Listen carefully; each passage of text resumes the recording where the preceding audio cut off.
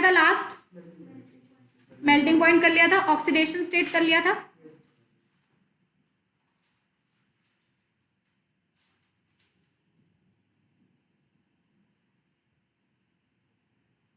चलिए, अभी तक किसी को कोई doubt? Everything is clear? D block के एलिमेंट्स सबको याद हो गए। मेल्टिंग पॉइंट में जो छोटी छोटी सी चीजें, एक बार हम उसको ओरली डिस्कस कर लेते हैं। मैं बस फैक्ट्स बोल रही हूँ, आप उसके रीजंस मुझे देंगे, ठीक है?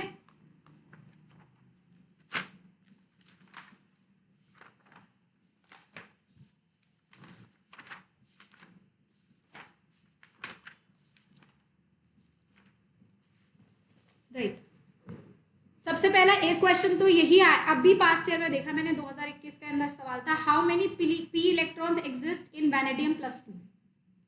Count the number of P electrons in vanadium +2. This was 2021 का क्वेश्चन.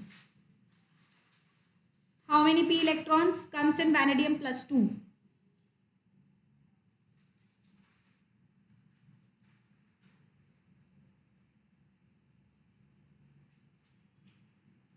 बताओ.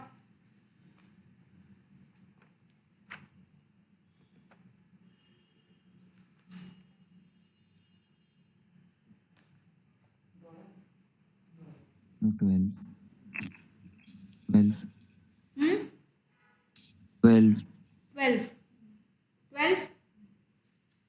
राइट, तो ऐसे क्वेश्चन डायरेक्ट सवाल है. वैनेडियम +2 के अंदर पी इलेक्ट्रॉन कितने? तो इसके लिए मेरा बेसिक रिक्वायरमेंट क्या है? वैनेडियम का atomic number I should know, it's 23 है. तो मतलब इसका फाइनल कॉन्फ़िगरेशन लास्ट में क्या आ जाएगा?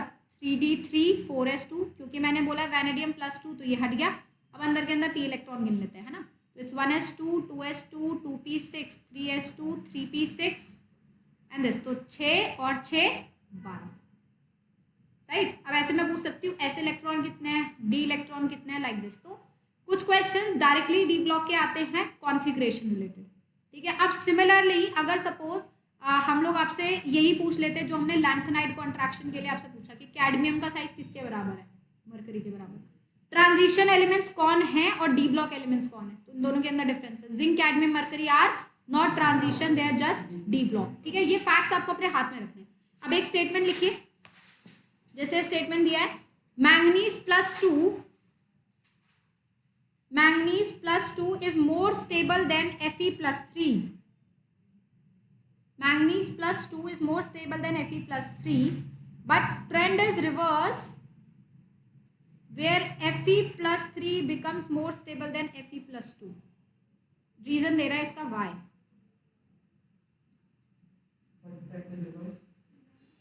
Fe+3 become more stable than Fe+2. Fe+3 become more stable than Fe+2.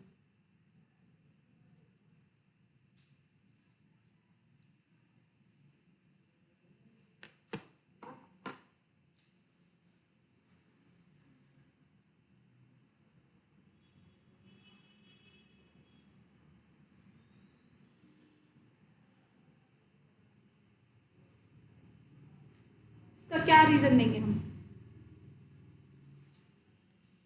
Devangi, आपने मुझसे लास्ट क्लास की वीडियो नहीं लिया बेटा? यस मैम, दे दीजिए.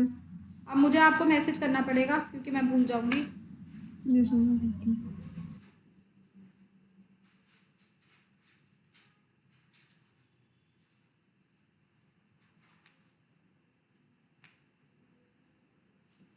या हाँ जी,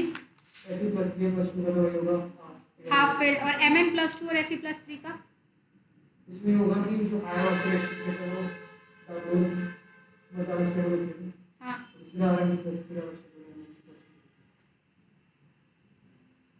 वापस से आयरन की +3 ज्यादा, Mn की +2 स्टेबल है. ओके, और कोई बोल सकते हैं एक तरीके से? हाँ, और कोई? भाई ये बात तो सबको समझ आ रही है कि Mn+2 ज्यादा स्टेबल है Fe+3 से. ये बात क्यों, इसको कैसे देखना है? Mn+2 के अंदर क्या है? D5. Fe+3 के भी अंदर क्या है? D5. और क्योंकि इसके अंदर D5 और Fe+2 के अंदर D6 है, तो ये बात तो फॉर श्योर है कि Fe+3 ज्यादा स्टेबल होगा Fe+2 से. इसका रीजन वही जो हम लोगों ने दिया, हाफ फिल्ड.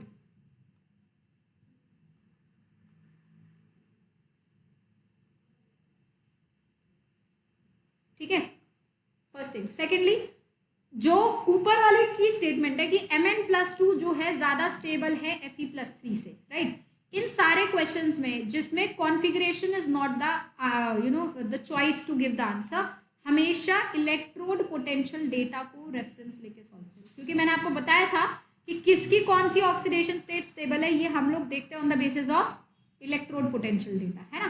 तो अब हमें इलेक्ट्रोड पोटेंशियल तो याद नहीं करनी किसी की भी, लेकिन हम रीजन क्या देंगे, इलेक्ट्रोड पोटेंशियल, ठीक है। कि हम बोलेंगे Mn+2 ज्यादा स्टेबल है, इसका मतलब रिडक्शन पोटेंशियल ऑफ Mn+2 से Mn इज हाई, मतलब एक तरीके से बोला जाए इज मोर, रिड्यूस नहीं होना चाह रहा compare to Fe+3 to Fe। समझ आई बात सबको, हाँ या ना?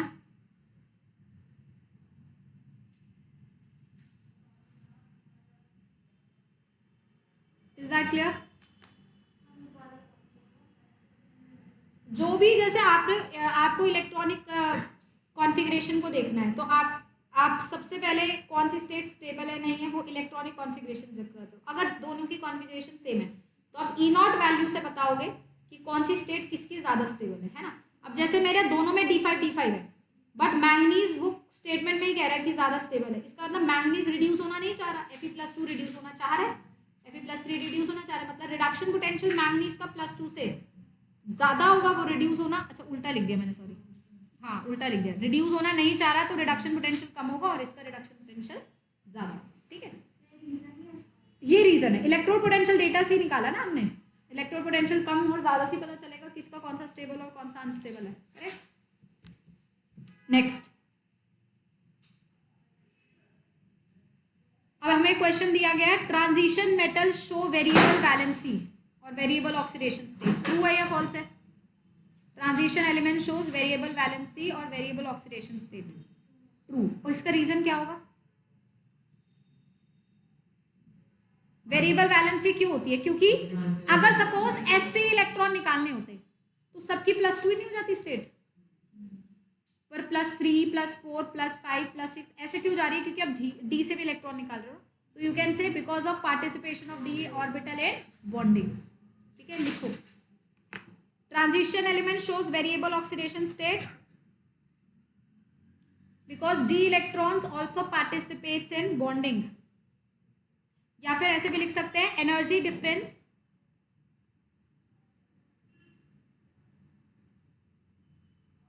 between ns2 electrons and n-1d electrons is very less.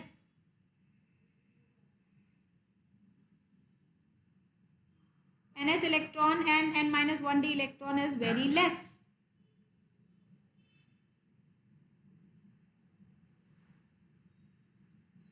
right? Transition metal act as a good catalyst.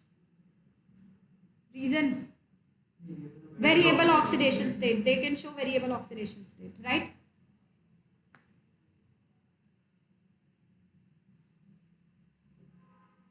Melting point of manganese is less even though it has 5 unpaired electrons because of half filled stable configuration, electrons are not available for metallic bonding, ठीक है। तो जो statement बता रहे हैं इस तरीके से स्टेटमेंट वाले क्वेश्चन आएंगे, आपको मार्क करने को होगा कौन सा स्टेटमेंट करेक्ट है कौन सा गलत है इनके लिए, है ना। या फिर ऐसे क्वेश्चन आ गए कि इसका इलेक्ट्रॉनिक कॉन्फ़िगरेशन बता दो, कौन सा element highest oxidation state show करता है, कौन सा इसमें से ट्रांजिशन नहीं है, कौन सा ट्रांजिशन है, lanthanide contraction, similar size, zinc, cadmium, अगर साइज कंपेयर करने को बोल दिया, स्कूटी में जिंक वरना बराबर कोई नहीं, वो साइज वेरिएशन, मतलब यही क्वेश्चन आएंगे थ्योरेटिकल डेटा पे बेस्ड, ठीक है। और transition metal which shows lowest 3D element which shows lowest melting point, lowest nickel, zinc, D10, no unpaired electron available for bonding, lowest melting point zinc, lowest melting point is with zinc, ठीक है। चलिए आगे चलते हैं। तो हमने दो properties उनकी सबसे मेजर पढ़ी है, वेरिएबल ऑक्सीडेशन स्टेट एंड साथ में they act as a good catalyst. Now sorry, variable oxidation state, variable oxidation state इसलिए क्योंकि डी ऑर्बिटल पार्टिसिपेट करते हैं बॉन्डिंग में, NH2 और n-1d इलेक्ट्रॉन्स की एनर्जी काफी सिमिलर है, तो एस के बाद इलेक्ट्रॉन डी से भी निकलना शुरू हो जाता है। नहीं, वेरिएबल ऑक्सीडेशन स्टेट से कैटलिस्ट इसलिए होता है क्योंकि जब आप वो कराते हो एड्सॉर्प्शन कराओगे या केमिसॉर्प्शन कराओगे तो कैटलिस्ट का ऑक्सीडेशन नंबर चेंज हो जाता है ना, तो ऑक्सीडेशन नंबर उसे दिखाना भी तो चाहिए ना। जिंक की वजह से जिंक कैडमियम मरकरी नीचे जाता है तो बॉयफ्रेंड ऑपरेटिंग नीचे जाने में, हाँ बिल्कुल, मतलब जिंक कैडमियम मरकरी मतलब कोई भी 3D एलिमेंट है उससे ज्यादा मेल्टिंग पॉइंट होगा 4D का, उनसे ज्यादा मेल्टिंग पॉइंट होगा 5D का, तो मेल्टिंग पॉइंट तो बढ़ेगा पर उन तीनों का compare to other elements of the same series सबसे कम होगा। ठीक है, चलिए नेक्स्ट आते हैं, लिखिए transition elements and D block elements forms complexes. Transition elements and d block elements form complexes. Has very high tendency to form complexes.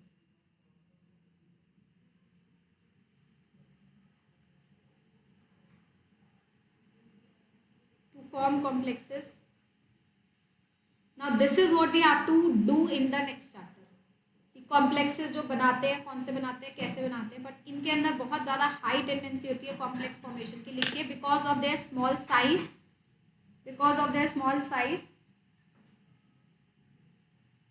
High positive charge density, small size high positive charge density, vacant d orbital, small size high positive charge density and vacant d orbital.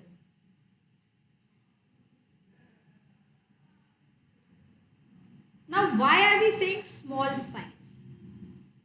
आप पूरे periodic table में सोचो metals है कहाँ पर? Right side of the periodic table तो P block है, majorly non metals, middle D block है, सारे मेटल्स है, लेफ्ट साइड एस ब्लॉक है, सारे मेटल्स है। ठीक है, लेकिन लेफ्ट और मेटल्स तो फिर दो ही जगह बचे ना, एक लेफ्ट साइड और एक मिडल साइड, और लेफ्ट साइड से राइट साइड जाते हुए साइज छोटा होता है, मतलब डी ब्लॉक के मेटल्स का size compare to S block काफी छोटा है, तो साइज इसलिए हम छोटा बोल रहे हैं क्योंकि मेटल्स में छोटा है, समझ लो। वैसे तो देखा जाए तो साइज इतना छोटा नहीं है, लेकिन मेटल्स में छोटा है क्योंकि एल्कली मेटल और अल्कलाइन अर्थ मेटल तो सबसे बड़े साइज के हो गए, फिर ट्रांजिशन मेटल्स हो गए, तो transition metals are smaller in size, और साइज अगर छोटा है चार्ज डेंसिटी बहुत ज्यादा होगी, क्यों? क्योंकि they can show +7 oxidation state, +6 oxidation state, high positive charge oxidation state, तो चार्ज डेंसिटी ज्यादा होगी, साइज छोटा हो गया। और ट्रांजिशन एलिमेंट्स लिख रही हूँ, ट्रांजिशन एलिमेंट्स का मतलब क्या हो गया? Incompletely field D, incompletely field D से क्या निकल के आता है? डी ऑर्बिटल इनकम्प्लीट है, मतलब कॉम्प्लेक्स बना सकता है। तो तीनों रीजन हमने दिए, incompletely field D, small size and hard charge density. इस चक्करों में वो क्या बनाते हैं? कॉम्प्लेक्सेस बनाते हैं। अब इस पूरे कॉम्प्लेक्स की डिटेल, कौन से कॉम्प्लेक्स बनेंगे, कैसे होते हैं, बॉन्डिंग क्या होती है, स्ट्रक्चर क्या होता है, we will be doing in coordination complexes. ठीक है, नेक्स्ट पॉइंट लिखिए, these complexes are coloured, these complexes are coloured, they form colored complexes, these complexes are colored।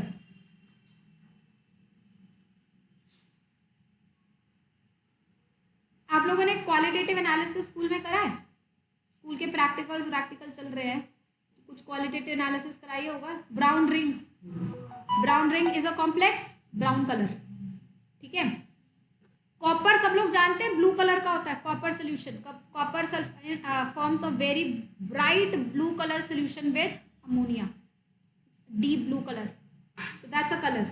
Brown ring is a colour, है ना।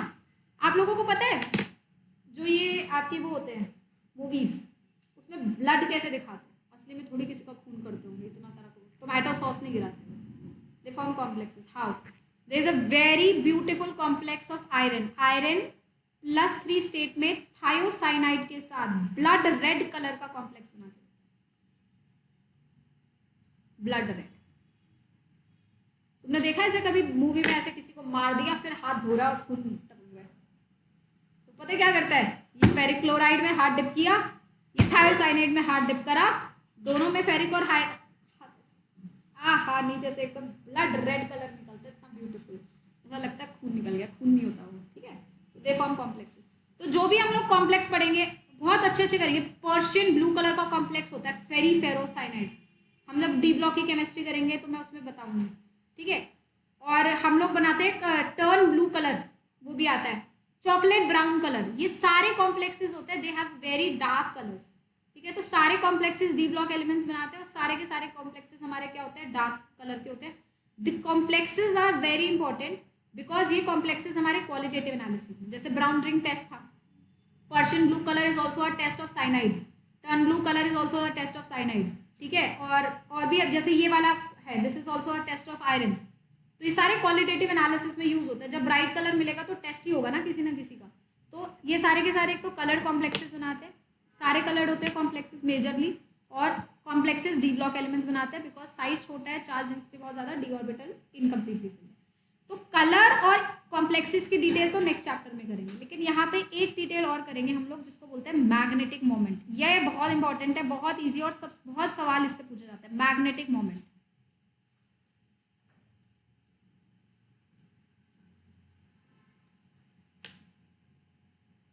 तो आप लोगों को पैरामैग्नेटिक कंपाउंड्स और डायमैग्नेटिक कंपाउंड्स निकालने आते हैं, है ना। तो हमारे पास दो तरीके के कंपाउंड्स होते हैं, पैरामैग्नेटिक एंड डायमैग्नेटिक। वैसे तो फेरो, एंटी फेरो, बहुत सारे तरीके होते हैं, लेकिन हम दो करेंगे, पैरामैग्नेटिक एंड डायमैग्नेटिक। इससे सबसे ज़्यादा क्वेश्चंस इनऑर्गेनिक केमिस्ट्री में बनते हैं। केमिकल बॉन्डिंग से भी पूछा जाता है, जैसे मैंने एक क्वेश्चन आपके जब टेस्ट बना रही थी पी ब्लॉक का, तो मैंने दिया था पैरामैग्नेटिक ऑक्साइड ऑफ क्लोरीन, है ना। तो पैरामैग्नेटिक कौन होता है, which has unpaired electron, it attracts the external magnetic field, attracts the external magnetic field.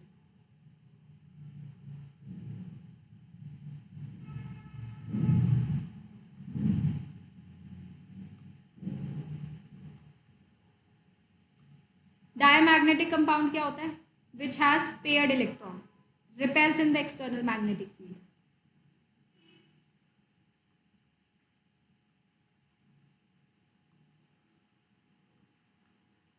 ठीक है। नाउ हमें कॉम्प्लेक्सेस में पैरामैग्नेटिक और डायमैग्नेटिक जो है चेक करना होता है। अभी हम लोग कॉम्प्लेक्सेस तो बना नहीं रहे हैं, तो हम कॉम्प्लेक्सेस में नहीं चेक करेंगे, हम जो ट्रांजिशन मेटल आयंस है उनको चेक करेंगे कि वैनेडियम +2, मैंगनीज +2, मैंगनीज +3, पैरा या डाई, लाइक दैट, ठीक है। और उनका मैग्नेटिक मोमेंट कंपेयर करेंगे, ठीक है, पहली चीज। अब दूसरी चीज, जो भी डायमैग्नेटिक कंपाउंड्स होते हैं उनका मैग्नेटिक मोमेंट 0 होता है।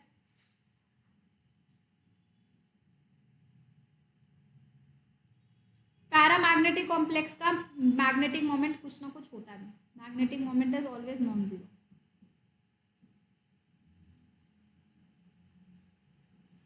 ठीक है। अब इसको पहले इसका फॉर्मूला समझते हैं, निकालना कैसे है, और फिर इसका शॉर्टकट समझेंगे। ये क्वेश्चन ना मतलब बहुत ज़्यादा आते हैं, सबसे ज़्यादा क्वेश्चन मैग्नेटिक मोमेंट पे आता है, और इतना आसान है, इतना आसान है मैं बता नहीं सकती, बहुत ईजी है। बस आपको इलेक्ट्रॉनिक कॉन्फ़िगरेशन सही लिखनी है। If you can write electronic configuration, your work is done. आप मतलब आप मान लो 4-5 नंबर तो ऐसे पक्के, क्योंकि 2-3 सवाल ऐसे आते ही हैं पेपर में, भर के आते हैं, ठीक है। तो अब आप क्या करिए, जैसे हमने यहाँ पे मैग्नेटिक मोमेंट का फॉर्मूला लिखा, दैट इज, अब ध्यान रखना इसमें थोड़ा सा वो है, n+2 bm, bm is the unit, Bohr magneton. n क्या है, यह होता है number of unpaired electron. n principal quantum number नहीं है, नंबर ऑफ अनपेयर्ड इलेक्ट्रॉन है।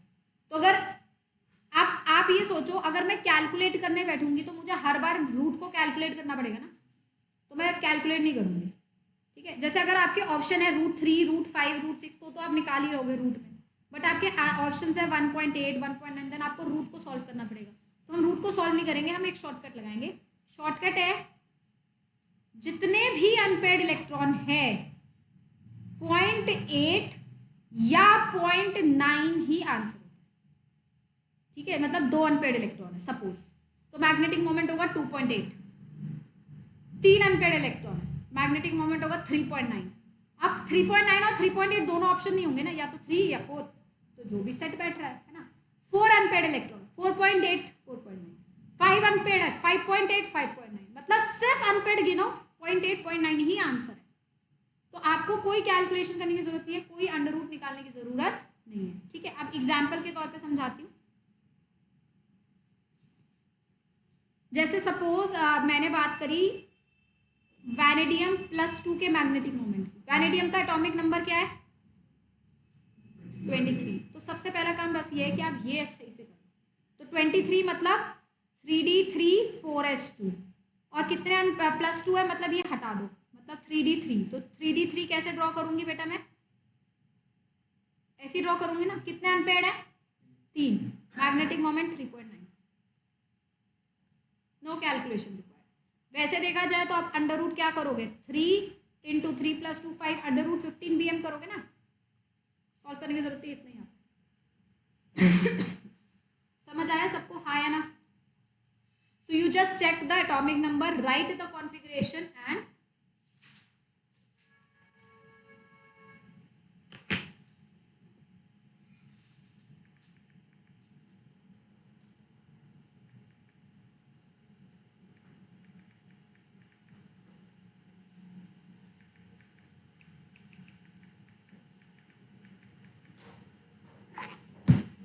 ठीक है, सबको समझ आया।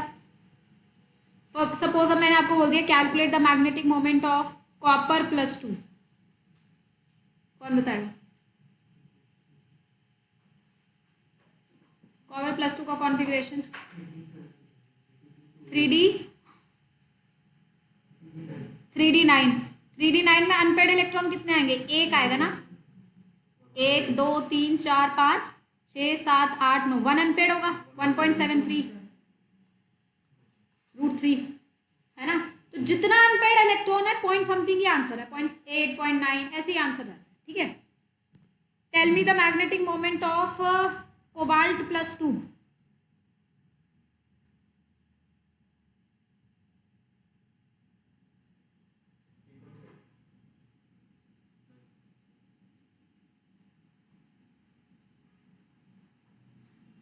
हाँ 3.8, 3 अनपेड आएंगे, क्यों, D7 है ना, D7 है, D10 होता है, तो 3 अनपेड बचे, तो 3.8 या 3.9। इज दैट क्लियर एवरीबॉडी, समझ आ गया। तो किसी कोई भी मेटल आयन आपको दे देंगे and they ask you to calculate the magnetic moment, तो बस आप उसका एटॉमिक नंबर सही से निकाल के कॉन्फ़िगरेशन निकालिए। अब सपोज मैंने आपको बोल दिया जिसका एटॉमिक नंबर बड़ा हो गया, और मैंने आपको सपोज बोल दिया कैलकुलेट इट फॉर रोहोडियम +3, कौन एटॉमिक, तो सिंपल कौन रहेगा आयरलैंड, कौन से ग्रुप में आ गया, कोबाल्ट। कोबाल्ट क्या होता है, D7S2, तो ये भी तो D7S2 ही होगा, अनपेड ही तो पकड़ने हैं, तो मतलब D7S2 मतलब D6 हो गया। D6 मतलब कितने अनपेड हो गए, 4, 4.8 bm। समझ गए मेरी बात। तो if you know the periodic table, if you know the atomic number, आपकी आधी प्रॉब्लम वैसे सॉल्व है इनऑर्गेनिक में, है ना।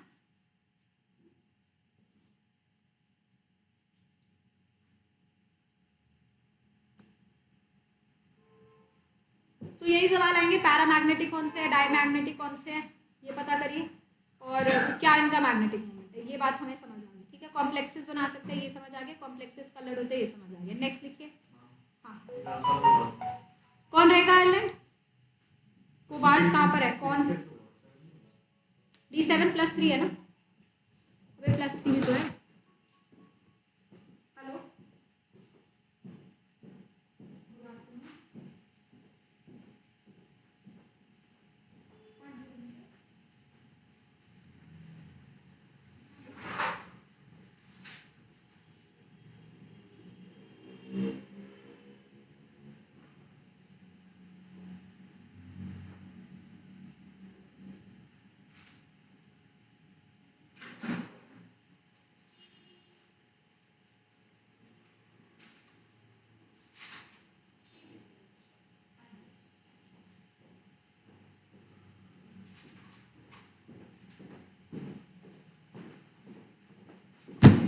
तो समझ आ गया। अबे कोबाल्ट होता है D7S2, तो रोडियम भी D7S2 ही होगा ना, तो 3 निकाल देना इलेक्ट्रॉन, S से 2 निकले, फिर D7S +3 है ना, D6 नहीं हो गया, +2 में D7 होता ना, ठीक है। चले आगे, डन। अब नेक्स्ट पॉइंट लिखिए, कोऑर्डिनेशन ट्रांजिशन मेटल फॉर्म्स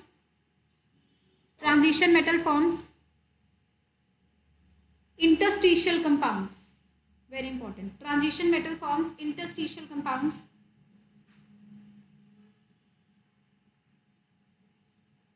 मैं इसको लिखवा दूंगी, पहले हम इसे समझ लेते हैं, ठीक है। और ब्रैकेट में लिखिए non stoichiometric, non stoichiometric.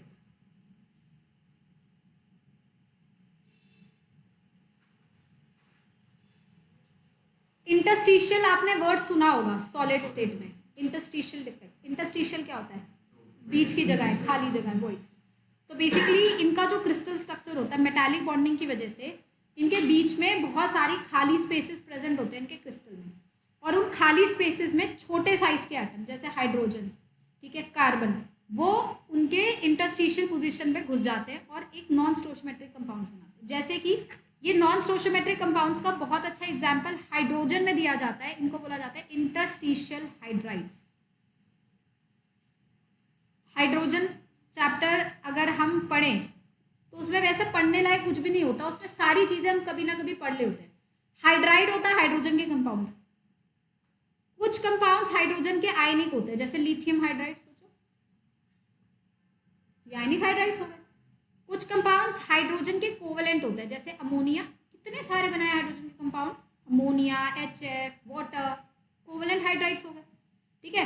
Covalent hydrides कौन बना रहा है? पी ब्लॉक एलिमेंट्स बना रहे हैं। पी ब्लॉक में हाइड्रोजन के सारे कंपाउंड्स कोवेलेंट हाइड्राइड्स हैं। एस ब्लॉक में जितने भी हाइड्रोजन के कंपाउंड्स हैं वो सारे के सारे आयनिक हाइड्राइड्स हैं। वैसे डी ब्लॉक में जितने भी हाइड्रोजन के कंपाउंड्स होंगे वो इंटरस्टिशियल हाइड्राइड्स। तो होगा क्या, डी ब्लॉक के एलिमेंट्स के अंदर बड़ा बड़ा साइज है, उनके बीच में बहुत सारा वेकेंट स्पेस है, हाइड्रोजन जाके उसके अंदर घुस जाएगा, ठीक है। पर यहाँ पे स्टोशियोमेट्री फिक्स नहीं होती, जैसे इसका स्टोशियोमेट्री फिक्स है ना 1:3, 2:1। यहाँ नॉन स्टोशियोमेट्रिक होता है, तो कभी कभी ऐसा लिखा रहता है टाइटेनियम हाइड्रोजन 1:1.8, मतलब एक हाइड्रोजन गया है या 1.8 रेशियो में गया है या किसी भी रेशियो में गया, इट इज नॉट फिक्स्ड, क्योंकि अंदर गया है ना, मतलब आपने प्रेशर हाई कर दिया, हाइड्रोजन अंदर घुस गई, प्रेशर लो कर दिया, हाइड्रोजन बाहर आ गई, है ना। तो हाई प्रेशर में वो सारे कंपाउंड छोटे छोटे साइज के इंटरस्टिशियल पोजीशंस ऑक्यूपाई कर लेते हैं, इन्हीं को बोला जाता है क्या, इंटरस्टिशियल कंपाउंड्स। तो इसको पता है इंटरस्टिशियल हाइड्राइड्स को यूज किया जाता है storage house of hydrogen. Hydrogen को ट्रांसपोर्ट करना है ना, गैस तो फ्लेमेबल होती है, इतनी आसानी से ट्रांसपोर्ट नहीं होती, उसको इंटरस्टिशियल कंपाउंड बना देते हैं उसके टाइटेनियम के साथ, वैनेडियम के साथ, सबके साथ बना दिए, और वो सारे इंटरस्टिशियल कंपाउंड्स को ट्रांसपोर्ट कर दिया, प्रेशर कंडीशंस कम कर दी, हाइड्रोजन गैस रिलीज हो गई, ठीक है। तो ये सिंपल, ऐसा कोई इनमें कोवेलेंट बॉन्डिंग नहीं है, कुछ नहीं है, इट्स जस्ट लाइक कि खाली space is being occupied by smaller size atoms, these are called interstitial compounds. Hydrogen के साथ बनता है तो हाइड्राइड बोल देते हैं, अगर किसी और के साथ बनेगा तो कुछ और बोल देंगे, जैसे कार्बन के साथ बन गया तो कार्बाइड, ठीक है, और किसी के साथ बन गया तो उस अकॉर्डिंगली उसका नाम हो जाता है। Is that clear? मतलब फिक्स नहीं है, एक हाइड्रोजन गया है, मतलब टाइटेनियम और हाइड्रोजन 1:1 सेम सेम रेशियो में गया है या 1:1.8 में गया है, हमें नहीं पता, रेंज होती है, हाँ, ठीक है। तो और कभी कभी रेंज ना भी हो तो ऐसा लिखा जाता है, जैसे मैंने एक लिख दिया टाइटेनियम हाइड्रोजन 0.005, ठीक है, मतलब ये एक पर्टिकुलर कंडीशन में 1:2, 2:1 ऐसे स्टोशियोमेट्रीज नहीं है उनकी ना, कुछ भी हो सकती है, फ्रैक्शनल स्टोशियोमेट्रीज, डेसिमल में, और किसी रेंज में जनरली वो दिखती है ना, क्योंकि फिक्स नहीं है, किसी एक कंडीशन में इतनी होगी तो किसी एक कंडीशन में 8 भी हो जाएगी, किसी कंडीशन में 1 भी हो जाएगी, इस तरीके, क्योंकि ये तो इसके ऊपर है कि कितने गैस तुमने घर के अंदर बिठा लिए, कौन सी कितने कंडीशन लगाई है, कितने बंदे घर के अंदर बैठ गए, लाइक दैट, ठीक है। लेकिन यहाँ एक बहुत इंपॉर्टेंट पॉइंट है जहाँ से सवाल आता है, पहले ये लिखते हैं फिर मैं वो बताती हूँ। लिखिए, transition elements have some unique property, transition elements have unique property, transition elements have unique property to combine with non-metals of very small size, combined with non-metals of small size, hydrogen, boron, carbon, nitrogen, hydrogen, boron, carbon, nitrogen, to form interstitial compounds.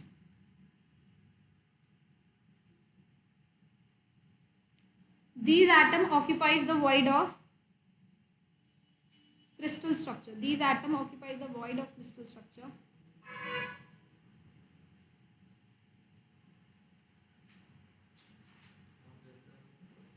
क्या बोला मैंने? This क्या statement पढ़ी मैं भूली। अबे फिर कहाँ पूरी स्टेटमेंट पढ़ो ना, दिस थोड़ी याद रहेगा मुझे।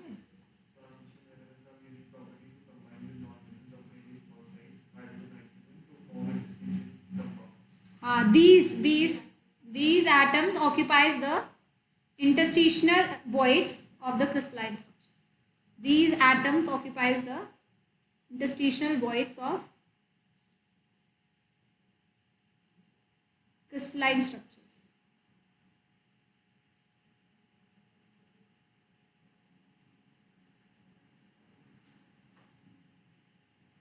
ठीक है, अब आगे लिखना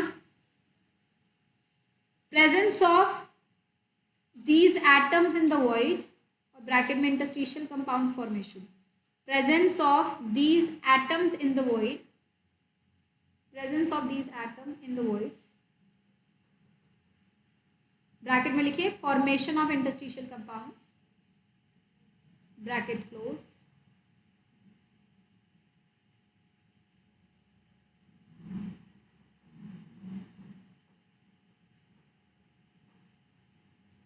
decreases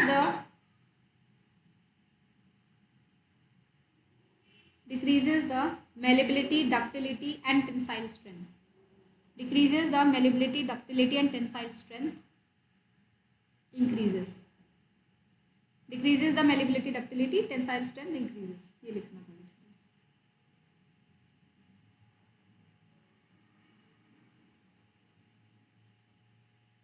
ठीक है. Interstitial compounds have high melting point than the pure metal. Interstitial compounds have high melting point compared to pure metal.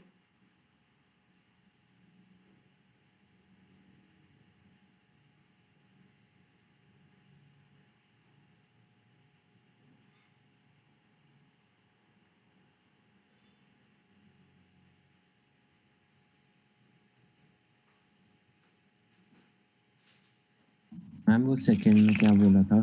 Decreases ductility malleability. Decreases malleability, ductility, tensile strength increases, and they have higher melting point compared to pure metal. They are chemically inert and very hard. Chemically inert and very hard. इनमें से कितने सारे ऐसे transition metal के borides होते हैं which have hardness compared to diamond. Diamond जितने hard हो जाते हैं. Chemically inert, tensile strength increases, malleability, ductility decreases, melting point is more than the pure metal. ठीक है, सारे 4 की पॉइंट्स हमें याद रखने. ठीक है, अब ये सारे अगर हाइड्रोजन स्मॉल साइज के गए हैं तो हाइड्राइड्स बन जाते हैं, कार्बन गए तो कार्बाइड बन जाते हैं, बोरॉन गए तो बोराइड बन जाएंगे, लाइक दैट. अब हाइड्राइड्स के लिए एक स्पेसिफिक स्टेटमेंट है, वैसे वो हाइड्रोजन में पढ़ाया जाता है बट मैं यहाँ पढ़ा देती हूँ बिकॉज दैट इज इंपॉर्टेंट, जो पूरे चैप्टर में से काफ़ी इंपॉर्टेंट रहता है. लिखो ब्रैकेट, मतलब एक सेपरेट बॉक्स बना के लिखना इंटरस्टिशियल हाइड्राइड्स के लिए. इंटरस्टिशियल हाइड्राइड्स के लिए अगर आपके पास नोट्स होंगे तो उस पर लिखा रहेगा हाइड्रोजन के. हाइड्राइड गैप बोलते हैं इसे, hydride gap. Group 7 to 9 elements of D block, 7 to 9 elements of D block does not form interstitial hydrides. 7 to 9 elements of D block does not form interstitial hydrides.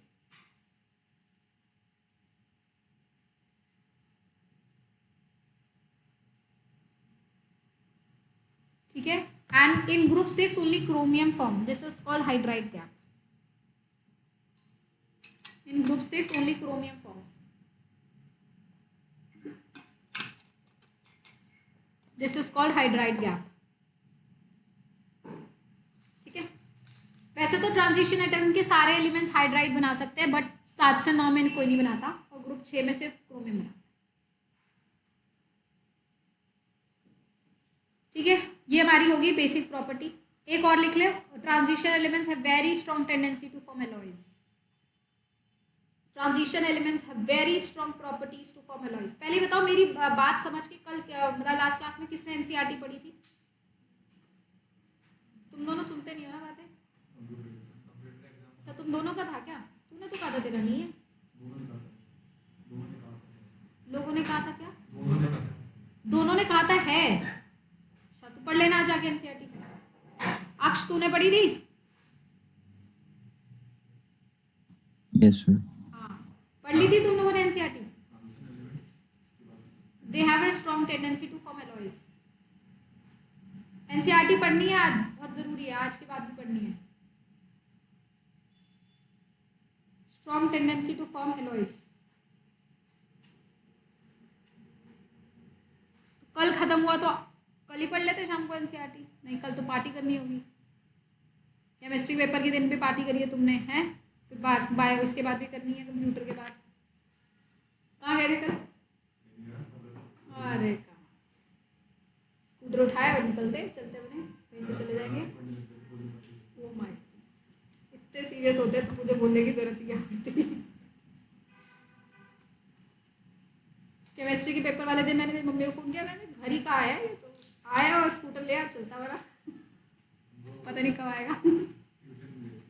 ओह समझ रही हूँ, okay ठीक है। They have a strong tendency to form alloys. इसमें लिखियो reason लिखो, because of similar sizes, because of similar sizes. इनमें size काफी सिमिलर है ना, लेंथ नेट कॉन्ट्रैक्शंस की वजह से there is quite similarity in size. Period में भी काफी एलिमेंट्स का सिमिलर साइज है, तो सिमिलर साइज के होने की वजह से they have a very high tendency to form alloys.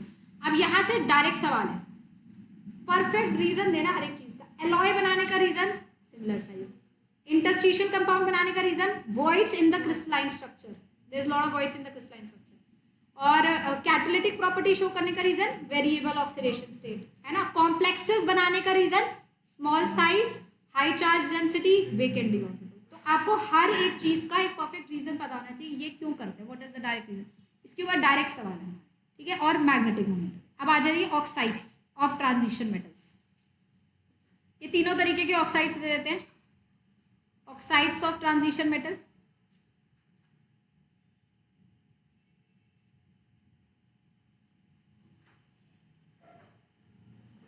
They combine with oxygen to form all the three oxides: acidic, basic, and amphoteric. They combine with oxygen to form all the three oxides: acidic, basic, and amphoteric.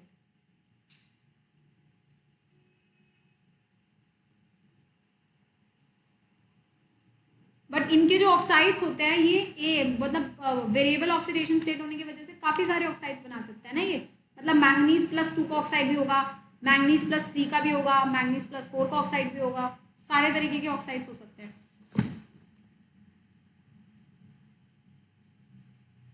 ठीक है। अब जरा थोड़ा सा समझो, scandium का oxidation state क्या होता है, मेजर +3, तो स्कैंडियम का एक ऑक्साइड बन सकता है, ठीक है। टाइटेनियम का ऑक्सीडेशन स्टेट कहाँ से जाता है, +2, +3, +4, तीनों जाते हैं, तो टाइटेनियम के 3 ऑक्साइड्स बन सकते हैं, TiO, Ti2O3, TiO2।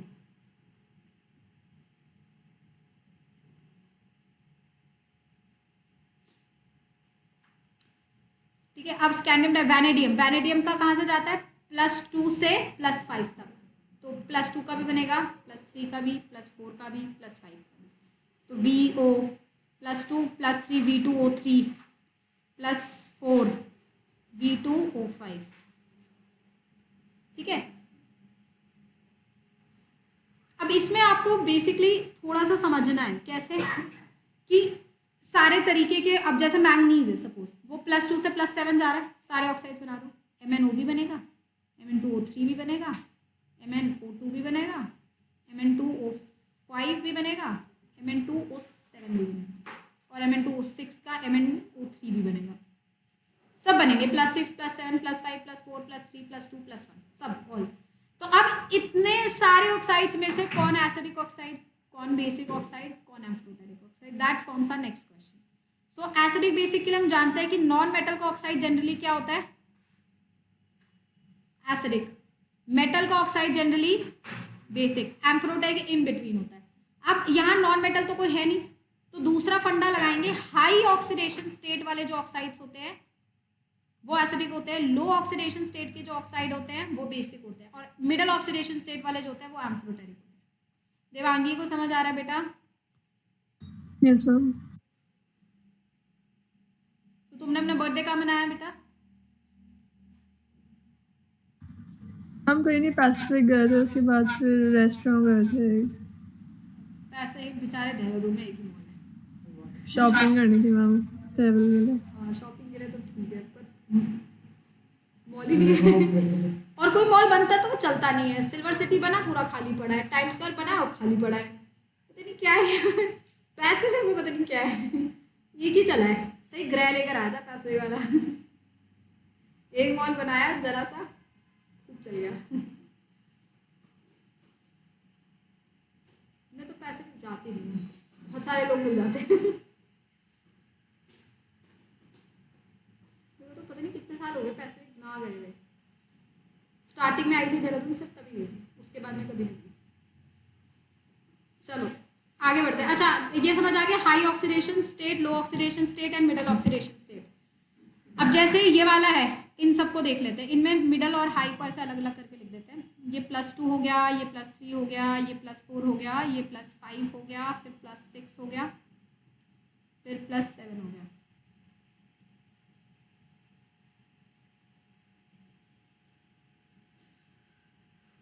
अब ये जो लो ऑक्सीडेशन स्टेट है बेटा, पहले तो हाई ऑक्सीडेशन स्टेट, सब 7 हाईएस्ट एसिड।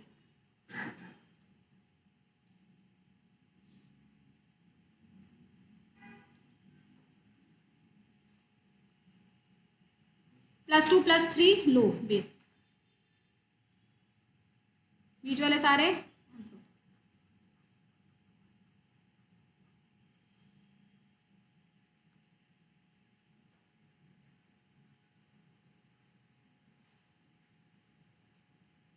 कुछ मिक्स ऑक्साइड भी होते हैं मैंगनीज की, वो भी एम्फोटेरिक होंगे। आपने सुने ऐसे ऑक्साइड स्पिनल टाइप, जैसे हमने उसमें किए होंगे Fe3O4 8/3 ऑक्सीडेशन स्टेट है ना, वैसे Mn3O4 amphoteric, middle oxidation state सब amphoteric. +2 +3 basic, +7 acidic. Same goes यहाँ पे भी +5 मैरिडियम का जो +5 है वो एसिडिक, +2 +3 बेसिक, मैरिडियम का मिडल वाला एम्फोटेरिक।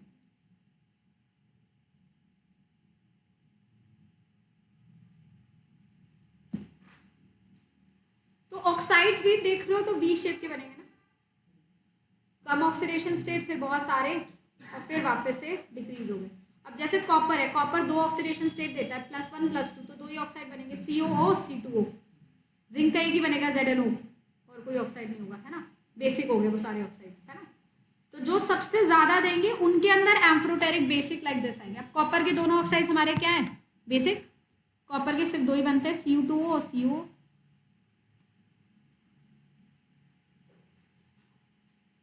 जिंक ऑक्साइड, पर आपको याद होगा जिंक ऑक्साइड एम्फोटेरिक होता है।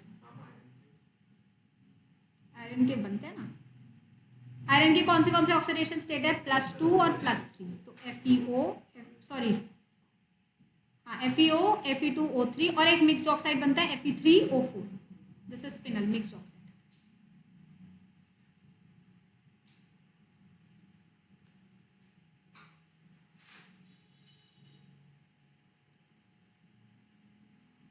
जिंक ऑक्साइड टेक्निकली बेसिक होना चाहिए, but zinc is amphoteric metal, मतलब इट्स बेसिकली एम्फोटेरिक। आपको पता है एम्फोटेरिक मेटल होना और एम्फोटेरिक ऑक्साइड होने में फर्क है।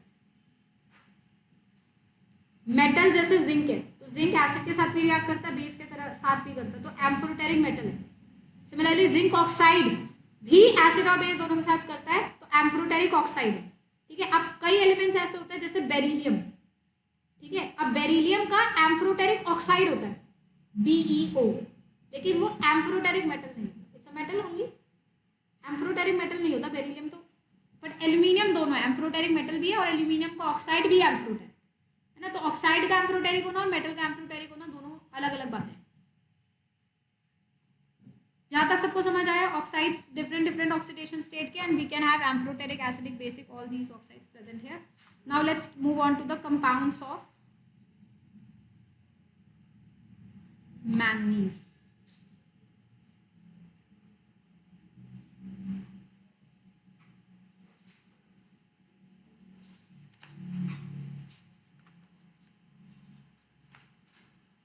सो हमें 2 कंपाउंड्स करने हैं, एक मैंगनीज का करना है KMnO4 और एक करना है K2Cr27।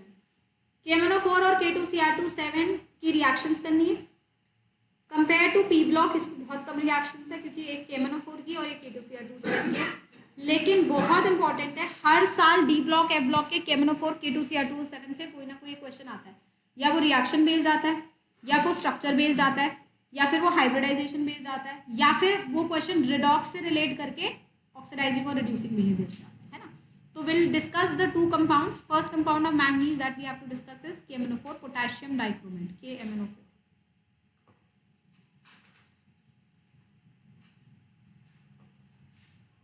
Sorry, potassium manganate. तुम दोनों अगली क्लास तक एनसीईआरटी पढ़ लोगे, गौतम सत्यांशु, और एनसीईआरटी लेकर आओगे। जो स्टेटमेंट नहीं समझ आई, जो कुछ भी नहीं समझ आया, उसे अंडरलाइन करेंगे। जिसके पास एनसीईआरटी है हार्ड बुक में है, एनसीईआरटी पढ़ो, उसमें अंडरलाइन करो जो स्टेटमेंट नहीं समझ आई, और bring NCERT I will explain. और जो जो चीज़ें इंपॉर्टेंट है, जो मैंने क्लास में बताई इंपॉर्टेंट है, और उनको वहाँ अलग से एनसीईआरटी में मार्क कर लो इंपॉर्टेंट है, ठीक है। और जो डेटा लिखवाया वो डेटा भी सब एनसीईआरटी में मार्क कर लो इंपॉर्टेंट है। डी ब्लॉक एक ऐसा चैप्टर है जो बिना पढ़े अगर एनसीईआरटी से पढ़ते हैं ना, कभी जीवन में समझ नहीं, लेकिन पढ़ने के बाद पढ़ोगे ना तो तुम्हें एक एक लाइन का मीनिंग समझ आएगा उसके ना, कि एग्जैक्टली वो लाइन, क्योंकि वो एनसीईआरटी में क्या ना, एक लाइन से 3 चीज़ें इंटरप्रेट हो जाती है। अब मैंने वो 3 अलग अलग करके बताई है, और तुम्हें वो 3 चीज़ें याद है और तुमने एक लाइन पढ़ ली, तो you will have a very clear idea कि एग्जैक्टली बोलना क्या चाहते हैं, ठीक है। तो एनसीईआरटी इज मैंडेटरी, ठीक है। और इनऑर्गेनिक में मेरे साथ चलने की कोशिश करो, नहीं तो फिर सारी चीज़ें छूट जाएंगी, ठीक है। चलिए, KMnO4 के ऊपर कुछ बेसिक बातें। सबसे पहली चीज, it's deep purple in colour, very deep violet colour, purple colour.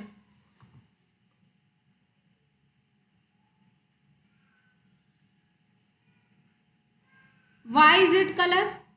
इसका कलर का रीजन क्या है? We will be talking in coordination amounts. Reason इसका होता है charge transfer. It's a very important question for your final school viva also, this is very important for your JEE NEET also.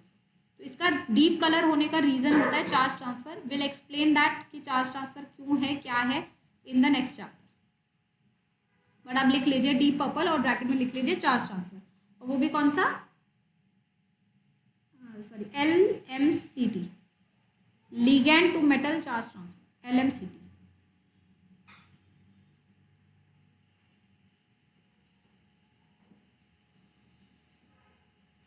It's a compound of, it's a salt of manganic acid.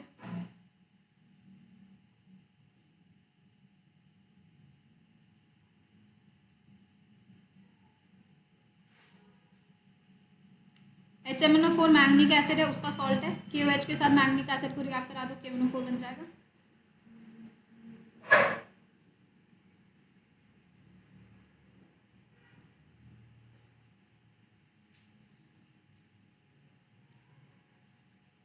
Next is preparation.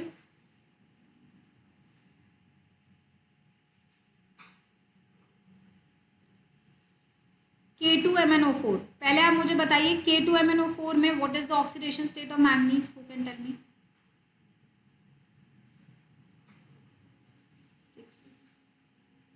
6+6, ठीक है। यहाँ पर होगा disproportionation, +6+7 में जाएगा, और +6 reduce भी होगा।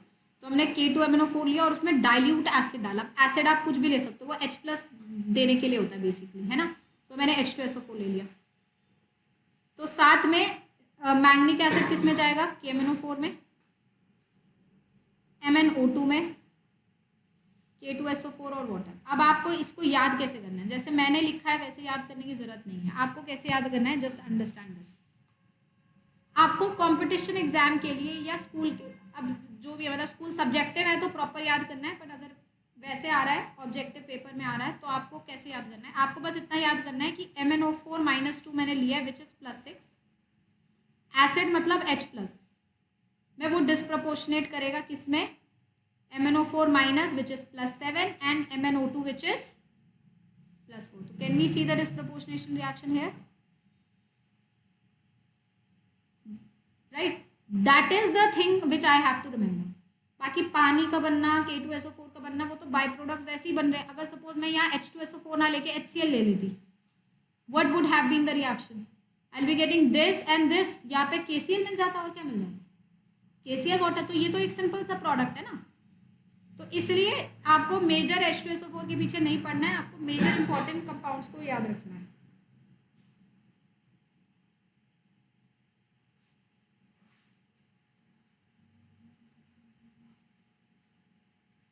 मैम वहाँ पर MnO2 नहीं होगा? हाँ, MnO2 लिखना था, सॉरी, MnO4 लिख दिया। ये MnO2 है बेटा, इसे प्लीज ध्यान रखो, MnO2।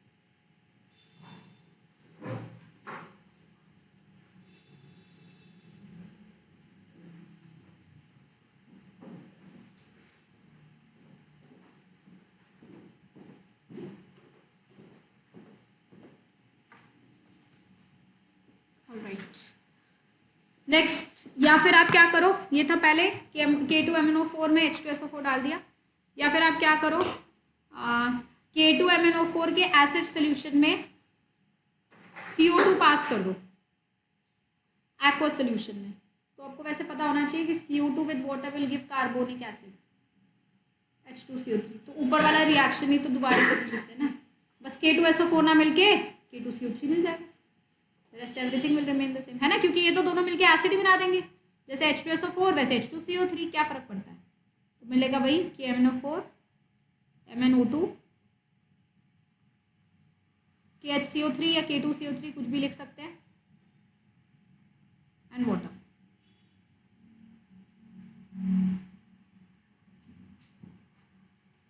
ठीक है, सेम यू कैन डू। आप मतलब आप CO2 को पास कर दीजिए इसके एक्वा सोल्यूशन में, या क्लोरीन को भी पास कर सकते हैं एक्वा सोल्यूशन में। एक्वस लिख दो, खाली Cl2 डाल दो, पानी लिखने की जरूरत नहीं। तो अगेन सेम थिंग होगी, फिर से डिस्प्रपोर्शनेट करेगा KMnO4।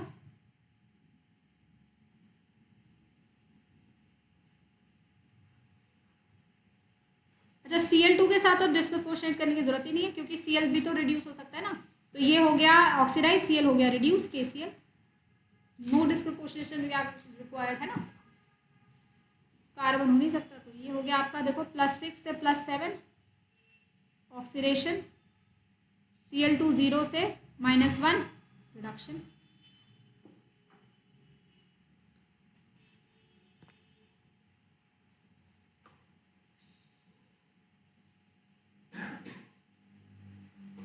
ओजोन डाल लो K2MnO4 में, ozone and water, KMnO4 KOH +O2।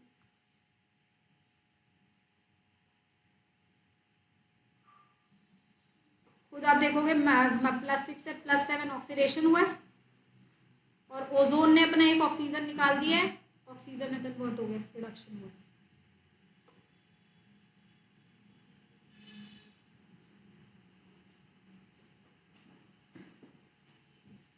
ठीक है, ये सारी प्रिपरेशन जो हमने बताई ये लैब मेथड्स है, ये लैब में आप लोग करेंगे। इंडस्ट्री आप इसको MnO2 से बनाते हैं, जिसको और बोला जाता है पार्लोसाइट, उससे बनाएंगे इंडस्ट्री। ये लिख लो lab preparation.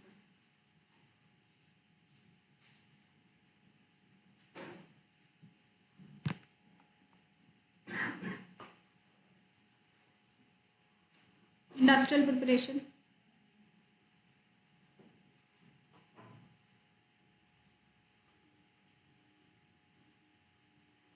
Is use, industrial preparation is from MnO2। MnO2 का जो और है इसे बोला जाता है पायलूसाइट, MnO2। तो ये आपको मेटलर्जी में भी काम आएगा, जब और सर वो आते हैं ना, कुछ तो हमने लिखवा दिए, कुछ और आप करोगे, जैसे क्रोमाइड करोगे KMnO4 में, ट्राइलूसाइट इसमें हो गया आपका। तो कुछ ऐसे और हम इसमें भी कर रहे हैं, और वैसे भी आप लोगों को लिखवाएंगे, और बाकी CBSE वालों को लिखवाए जाएंगे बाद में। तो कोर्स भी बहुत सारे हमें याद करने हैं। तो हम MnO2 से इसे प्रिपेयर करते हैं। तो what we do is MnO2 लेते हैं बेटा, इसके अंदर बेसिक सोल्यूशन KOH में ऑक्सीजन गैस ब्लो करते हैं। तो यहाँ पे मैंगनीज +4 से +6 में चला जाता है K2MnO4 में, साथ में वाटर में।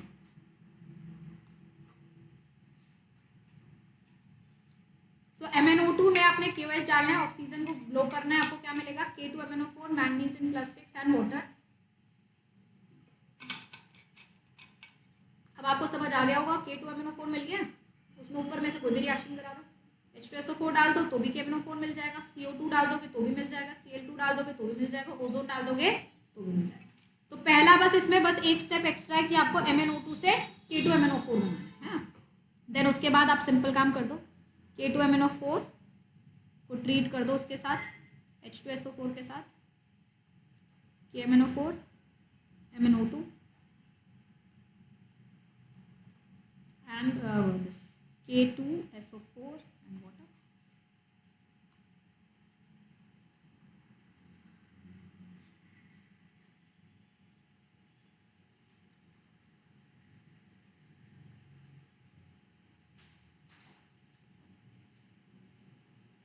So this is the one way we can do.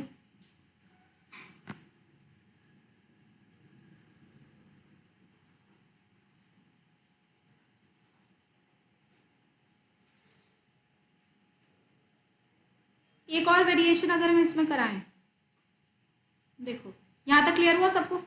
अब ऊपर वाले रिएक्शन में आपको दिख रहा है ओजोन है, ऑक्सीजन है। आपने पी ब्लॉक में करा होगा ऑक्सीजन को प्रिपेयर करने का तरीका, पर क्लोराइड का डिकम्पोजिशन। KClO3 डिकम्पोज करके देता है KCl प्लस O2। मैं KClO3 भी डाल सकती हूँ, तो मैं क्या करूँगी MnO2 प्लस KOH तो डालूंगी, बेस चाहिए मुझे, साथ में KClO3 डाल दूंगी, फ्यूज कर दूंगी हाई टेम्परेचर पे। हाँ फ्यूजन हो रहा है सब जगह ना, हाई टेम्परेचर यूज हो रहा है। तो फिर से मिलेगा K2MnO4 KCl and water.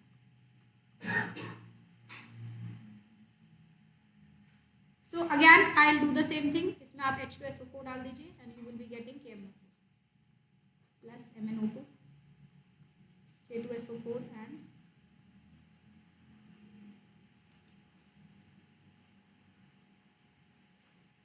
Right. समझ आया? मतलब सारी चीजें एक ही लाइन पे है। अगर आप समझ के रिएक्शन से याद करोगे then you don't have to रट्टाफाई as it is, just understand कि हमने करा क्या, हमारा बेसिक प्रिंसिपल क्या है। मैग्नीशियम +6 लेना है K2MnO4, उसको एसिड की प्रेजेंस में डिस्प्रपोर्शनेट करा देना है KMnO4 और उसमें MnO2 में। सिंपल। अगर वो नहीं कराना चाहते तो आप CO2 डाल दो, Cl2 डाल दो या ओजोन डाल दो। CO2 में डिस्प्रपोर्शनेट करेगा, ओजोन और उसमें डिस्प्रपोर्शनेट करने की जरूरत नहीं है, सिंपल ऑक्सीडेशन रिडक्शन होगा। या फिर और ले लो MnO2 विच इज कॉल्ड पायरोसाइड, उसमें KOH और ऑक्सीजन डाल दो, K2MnO4 बन जाएगा, बाई प्रोडक्ट्स और K2MnO4 का सेम ट्रीटमेंट।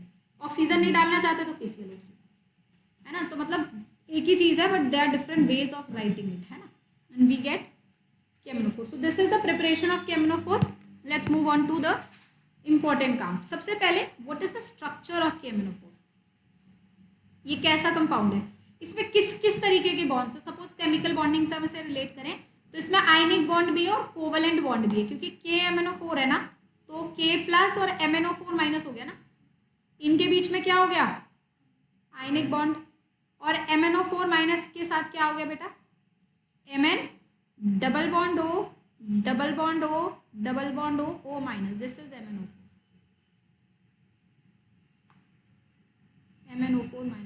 देवांगी बेटा साथ साथ नोट्स बना पा रहे हो? यस मैम बना रही हूँ। कुछ रह तो नहीं गया पीछे से, लिख लिया सब? यस मैम थोड़ा सा जो रह गया वो मैं वीडियो देखूंगी। वीडियो को देखोगी, मुझे बोल देना, मैं स्क्रॉल कर दूंगी ना। और बहुत टाइम से तुमने मुझसे वीडियो मांगी भी नहीं है, पुरानी वाली कोई, या मैं है तुम्हारे पास, मुझे याद नहीं है तुम्हारे पास? यस मैम पुरानी तो है, अभी जो परसों वाले नहीं है बस। परसों वाली कौन सी बता? अच्छा बस यही नहीं है, बाकी सब यस श्योर? यस मैम भेज दी थी मैंने? Yes ma'am. ओके ठीक है। और समझ आ गया, कोई डाउट तो नहीं है? No ma'am. MnO4-, यहाँ एक बड़ी इंटरेस्टिंग चीज़ है जो आपको ध्यान रखनी है। ये टेट्राहेड्रल स्ट्रक्चर है, it's a tetrahedral structure. Tetrahedral का हाइब्रिडाइजेशन क्या होता है? sp3। ध्यान रखना याद से, जब टेट्राहेड्रल बना रहे हो और सेंट्रल एटम डी ब्लॉक का एलिमेंट जैसे मैंगनीज, तो sp3 ना होके D3s हो जाता है।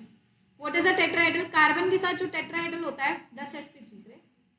क्यों? क्योंकि जो कार्बन एटम है उसके पास ये सब p ब्लॉक एलिमेंट ना, तो p होंगे, है ना। तो इसका अगर बेसिक प्रिंसिपल पे, मतलब बेसिक उस पे जाऊं, ध्यान से सुनना, एक मिनट सब सुन लो फिर लिख लेना। कार्बन का कॉन्फ़िगरेशन क्या होता है?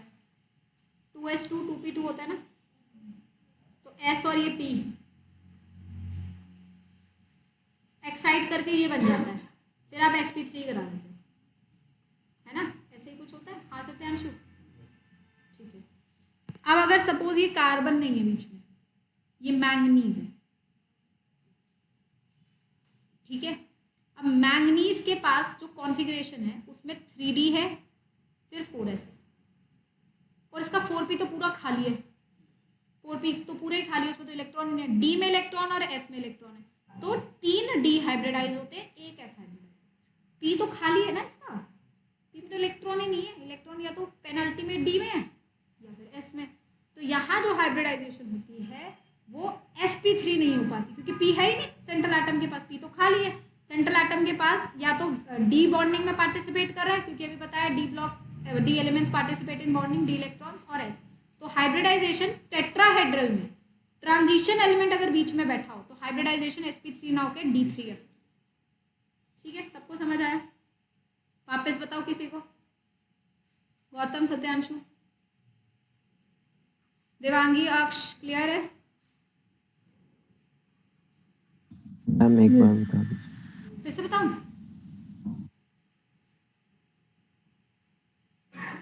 Yes ma'am. इतना ही बता पाती हूँ, बाकी तो कोऑर्डिनेशन में मैं पढ़ा दूंगी। जैसे कार्बन है या कोई भी, जैसे अमोनिया बनाया था तो नाइट्रोजन है, तो ये जो भी एलिमेंट्स होते हैं, तुम लोगों को ना एक बार पीरियोडिसिटी बढ़ाना पड़ेगा ना। जो भी एलिमेंट्स होते हैं उनका जो वैलेंस शेल होता है वो NSNP होता है ना, मतलब वैलेंस शेल में s इलेक्ट्रॉन्स और p होते हैं। तो हाइब्रिडाइजेशन सेकेंड पीरियड के जो भी एलिमेंट्स होती है वो s और p के बीच में होती है, sp, sp2, sp3, यही हाइब्रिडाइजेशन होती है सेकेंड पीरियड के एलिमेंट की। तो s और p इन्वॉल्व होता है हाइब्रिडाइजेशन में, क्योंकि उनके पास है ही s और p। तो अगर मैं डी ब्लॉक में आ जाऊंगी, मैंगनीज टाइप या क्रोमियम टाइप, उनके जो शेल है जिसमें बॉन्डिंग हो रही है, या तो वो वैलेंस शेल है 4s या फिर वो पेनल्टीमेट शेल है 3d, क्योंकि या तो इलेक्ट्रॉन यहाँ से बॉन्डिंग कर रहे होते हैं, यहाँ से कर रहे होते हैं। तो इनके जो बॉन्डिंग हो रही है, जो भी हाइब्रिडाइजेशन हो रहा है, या तो वो डी से हो रहा है और एस से हो रहा है। पी का इसमें कोई रोल नहीं है, पी तो खाली है इनका, है ना। जैसे NSNP है तो इनका डी खाली है ना, अगर ये थर्ड पीरियड के होगा तो इनका डी खाली होगा, तो डी तो बॉन्डिंग में पार्टिसिपेट तब करेगा ना एक्सेप्शनल केस में sp3d, तब मतलब जब पी भर जाएंगे सारे। तो अभी जब बी पे जाने की बात ही नहीं आएगी जब तक डी में ऑप्शन है 4 बॉन्ड बनाने का। तो ऑप्शन यहाँ पे हाइब्रिडाइजेशन डी और एस का होगा, D3s।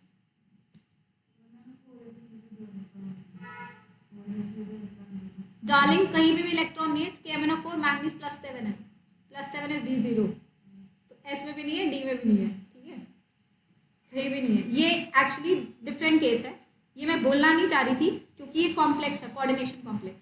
तो इसमें क्या होता है, जो मैंने एक बार आपको बताया नहीं था, पिछले में अंधेरे रात में खड़े में, तो वही है, मैंगनीज के ऑर्बिटल खाली है, डी खाली है, एस खाली है, वो अंधेरे रात में एक बीच में ऐसे कहीं खड़ा हुआ है, ठीक है। और फिर उसके बाद ऑक्सीजन आ रहे हैं 4, ठीक है, और टेट्राहेड्रली आ रहे हैं। तो जब आप कोऑर्डिनेशन कॉम्प्लेक्सेस पढ़ोगे तो आपको समझ आएगा, जब वो टेट्राहेड्रली अप्रोच करते हैं तो डी ऑर्बिटल स्प्लिट हो जाते हैं, है ना। ये मैंने बताया था T2G और EG में, तो वो स्प्लिट वाले डी और एक एस पार्टिसिपेट करके D3s हाइब्रिडाइजेशन करते हैं। ये मतलब बिल्कुल ही अलग बॉन्डिंग मिलेगी आपको जब आप कोऑर्डिनेशन कॉम्प्लेक्सेस करोगे, एंटायरली अ डिफरेंट वर्ल्ड। वो एक केमिस्ट्री का वर्ल्ड ही अलग है, वो ऐसा है ही नहीं जो हम इतना पढ़ते हैं ना, वो बिल्कुल ही अलग चीज़ है, ठीक है। ऊपर स्क्रॉल कर दीजिए। तो अब KMnO4 में टेट्राहेड्रल है स्ट्रक्चर, बट हाइब्रिडाइजेशन इसका sp3 नहीं होके D3s है। अब यहाँ पे क्वेश्चन पास्ट ईयर में 2020 के मेंस का इंटीजर टाइप का सवाल था K2Cr2O7 के ऊपर, मैं वही सवाल रीफ्रेम कर रही हूँ KMnO4। क्वेश्चन ये है, इन KMnO4 how many manganese oxygen bond length are similar?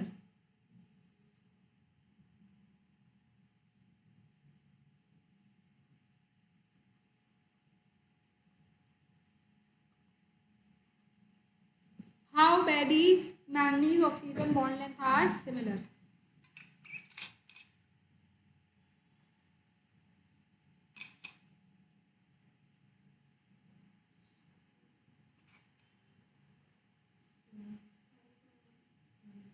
हाँ, तो कितना आंसर आएगा? 4 आंसर आएगा। कैसे? क्योंकि रेजोनेंस हो रही है ना, तो ये इधर जाके ये इधर जा सकता है, तो 1 2 3 4, चारों के चारों बॉन्ड लेंथ सेम आएगी, आंसर क्या आएगा? 4। समझ आया सबको? ये क्वेश्चन 2020 में K2Cr2O7 के ऊपर पूछा है। I have reframed it to KMnO4। समझ आया सबको? कोई दिक्कत? KMnO4 समझ आ गया। अब इसकी आते हैं रिएक्शन। अब रिएक्शन क्या कराने भाई, पता है ये वो है ऑक्सीडाइजिंग एजेंट है, मैंगनीज +7 में, और दूसरों को ऑक्सीडाइज करता चलेगा, रिडॉक्स टाइट्रेशंस करा देंगे इसके ऊपर। ओके, चलो आगे।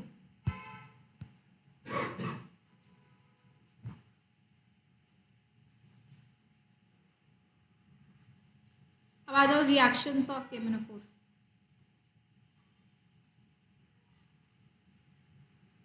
सबसे पहला रिएक्शन है इसके ऊपर हीटिंग का, action of heating. 200 degree Celsius पे से हीट कर दो, ये K2MnO4 में टूट जाता है, प्लस ऑक्सीजन दे देता है और MnO2 दे देता है। तो आपसे सवाल कैसा पूछा जाए, अगर आपने पास्ट ईयर्स पी ब्लॉक के देखे हों या किसी किताब से अगर फिंगर टिप से भी सॉल्व किए तो ऐसे क्वेश्चंस आते हैं, which of the following compound on decomposition will give nitrogen gas, which of the following compounds on decomposition will give oxygen gas. KClO3 का decomposition will give oxygen gas, KMnO4 का decomposition will give oxygen gas. लेकिन अगर उसने temperature बदल दिया कि at room temperature, तो KMnO4 उसमें काउंट नहीं करेंगे क्योंकि इसके लिए बहुत हाई टेम्परेचर चाहिए। KClO3 का डिकम्पोजिशन नॉर्मल हो जाता है, इतना ज़्यादा हाई टेम्परेचर नहीं चाहिए। तो ये ऐसे ऐसे क्वेश्चन आएंगे, तो आपको मेजरली किस पे ध्यान रखना है, कौन सी गैस इवॉल्व हो रही है, ठीक है। तो जैसे आपको पी ब्लॉक में शॉर्टकट बताया था ना अमोनियम सॉल्ट्स का, मैक्सिमम वाटर निकाल दो पता चल जाएगा N2 बन रहा है या N2 बन रहा है, अमोनिया बन रहा है। तो उसी चीज तरीके से ऑक्सीजन के ऊपर भी करना है। तो ऑक्सीजन के ऑक्साइड्स और KMnO4 से भी आप जब इसे हीट करते हैं तो आपको ऑक्सीजन गैस लिबरेट होता है। यहाँ तक ठीक है, कोई डाउट? नेक्स्ट लिखिए, it's a strong oxidizing agent, it's a strong oxidizing agent,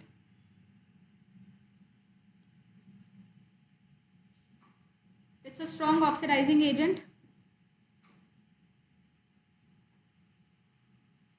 it oxidizes various elements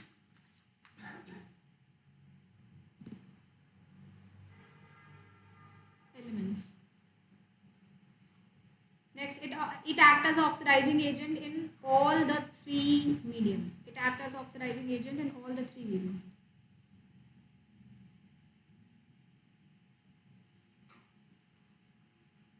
So next is इसका redox part, redox reactions। So manganese MnO4 2 minus MnO4 minus KMnO4 plus 7 oxidation state होने के कारण it's a strong oxidizing agent. ये तीनों medium में oxidising agent का काम करता है, acidic, basic and neutral. Acidic medium में वो Mn+2 में कन्वर्ट होता है, बेसिक मीडियम में वो MnO4 माइनस में कन्वर्ट होता है,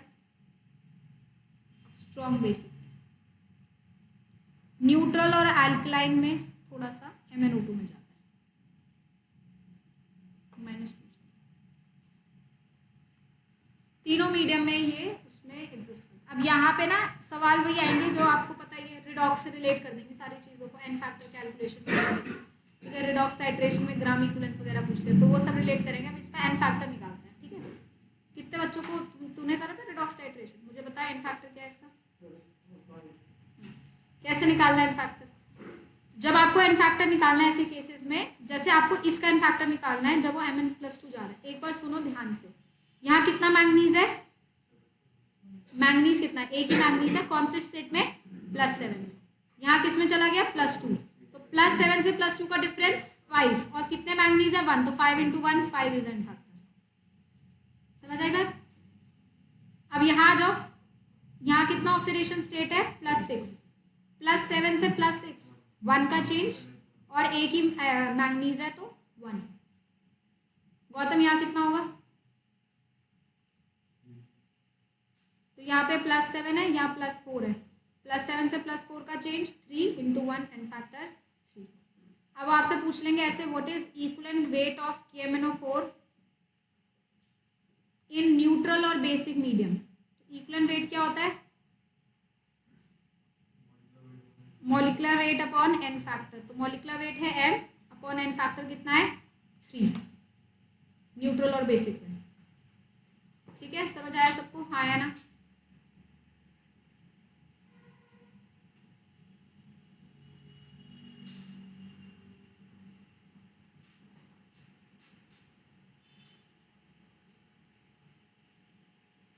आगे बढ़े।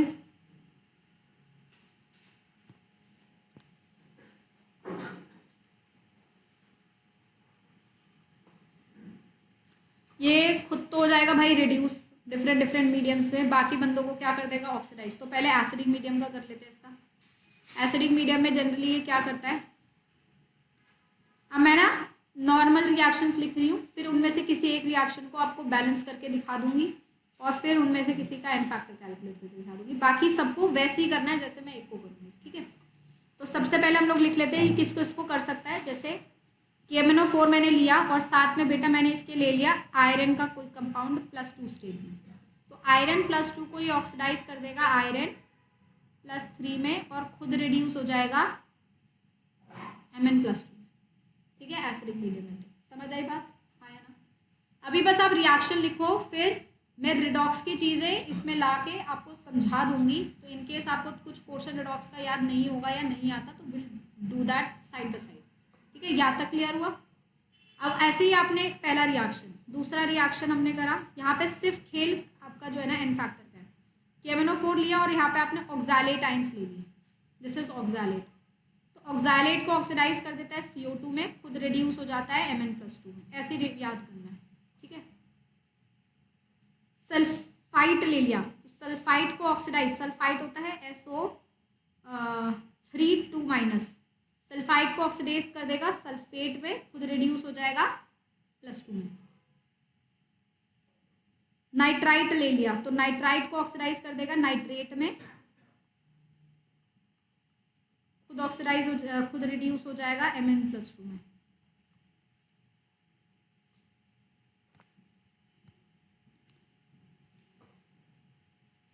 आपको क्लोरीन की प्रिपरेशन याद होगी, HCl का oxidation, डेकेन्स process, HCl + O2 gives Cl2 and water।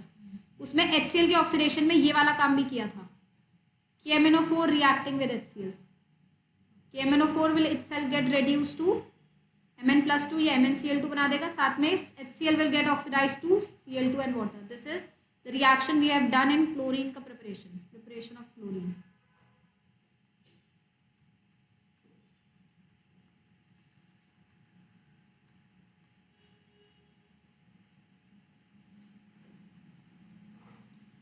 वैसे ही सल्फर डाइऑक्साइड को सल्फर ट्राइऑक्साइड या सल्फेट बना देगा, खुद रिड्यूस हो जाएगा इसमें।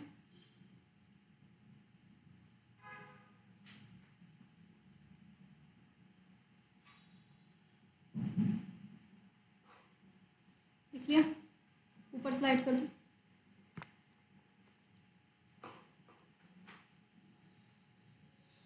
H2S को ऑक्सीडाइज करके बना देगा सल्फर, खुद रिड्यूस हो जाएगा Mn+2 में।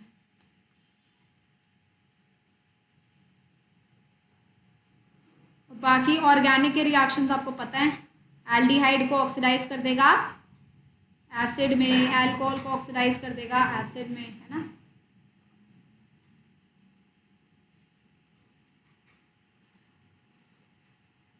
तो ये सारे रिएक्शंस हमारे KMnO4 के। अब इसके ऊपर ना क्या क्या सवाल बनते हैं रिडॉक्स रिलेटेड, वो मैं आपको समझा देती हूँ।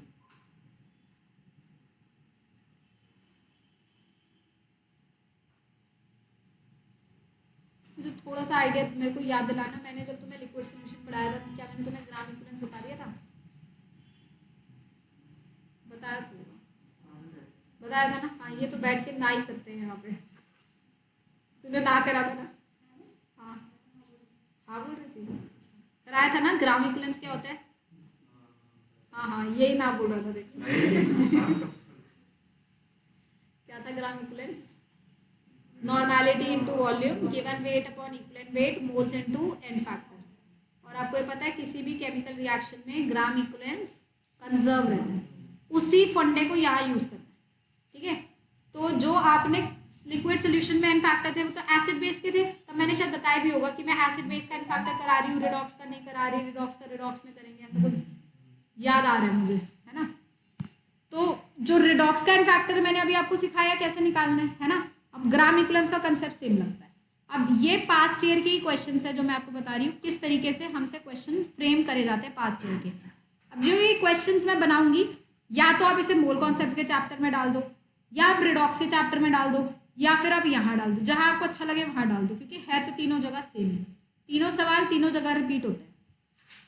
क्वेश्चन है how many moles of KMnO4 is required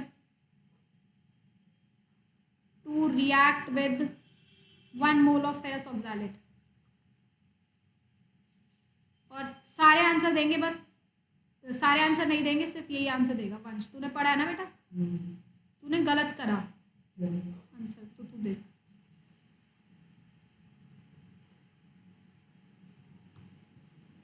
संयम ने भी पढ़ा है ना? सोचा था बस याद आ जाता हमको। और जो 11 में मुझसे पढ़ रखे है वो तो भूल जाओ, तुमने तो पढ़ ही रखा, ऑब्वियस सी बात है, ऑब्वियस है ना। गौतम ने करा है रेडॉक्स।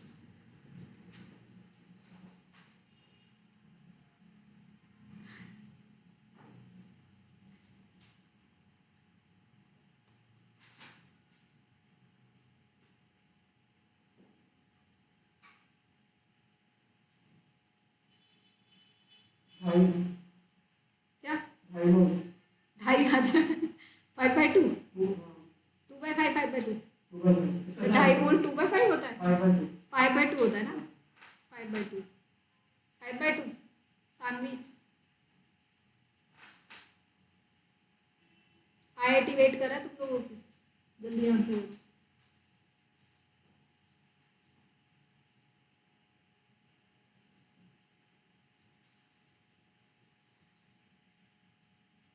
गौतम को कुछ, सत्यांश को कोई आइडिया? गौतम